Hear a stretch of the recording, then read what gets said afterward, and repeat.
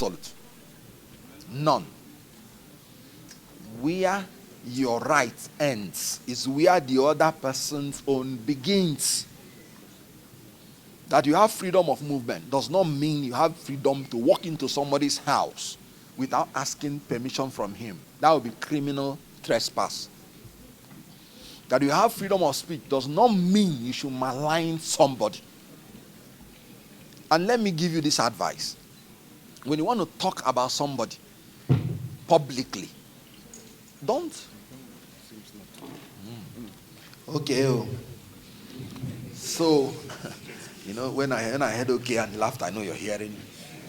So, when you talk about freedom of speech, and this is an advice I'm going to give you as a lawyer, even the truth you know, but you cannot prove, don't come out in the public and say it. Yes, the judge is not interested in the truth, you know. He said, by the evidence before me. So anytime you want to go to the press or public, make sure you have the evidence to back up what you are saying. Otherwise, you will see yourself being destroyed for defamation, and you know that what you're saying is true. This is why, before I became a lawyer, any judgment that comes out, I say, you see, they bought the judge. They bought it. But when I became a lawyer, I say, hey, it's not in all occasions. The judge is not a spirit. So, that's it.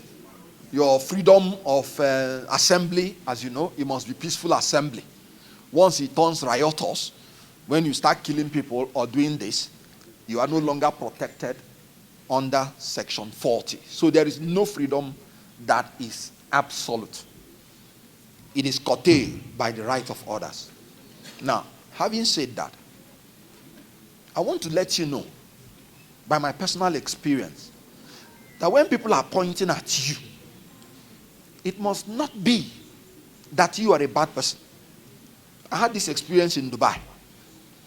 When I came down, and during the check-in, they checked me, checked my ear, removed my stockings. They will put one in the big toe. They didn't see anything. They checked again. Then the people that were pointing at me started getting closer. So the man now went and looked at them to give him sign. Why have you people been? He said, you don't know him? He's one of our African best actors. Hey, the man felt ashamed. As a cultured country, he took me aside and apologized. He said, from the time you came out of plane, you have been an object of interest. People were pointing at you.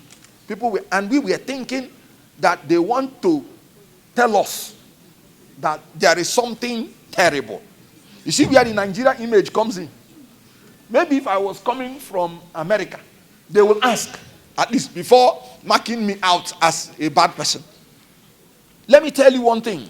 Nobody has come out publicly to say the mother's soup is bad. As I fight for Nigeria within, I praise Nigeria outside. When I went to Hong Kong, let me conclude with this. I finished what I was doing in Hong Kong. Then we were importing empty cassettes. And I brought back my traveling. As in I had finished. When I went to the airport, they called me aside. He said, everybody that looked like you, when they come, they extend their visit. Why are you shortening your own visit? I said, because I finished what I'm doing. They said, does it mean you don't like our country? I said, your country is fantastic, I like it, but my own country is better. So they were forced to ask me, which country? I'm sure they were expecting to mention. I said Nigeria. I saw how all of them gave me one kind sarcastic smile. So even me knew that they didn't believe me, but it's not my business. Why? The journey of bad leadership is temporal. But the damage you do to your country might be permanent. Why can't we unite together to fight so that our will in installing the leadership we prefer will prevail? There are not up to 5,000 politicians. And they would do abracadabra and we will run and keep quiet. No. When we rise up, it happened in Bangladesh. And the prime minister that was all in all ran away. I don't advocate military regime because I know that collectively, when democracy is collectively defended, it is resilient. Please, I thank you for listening to me. God bless you.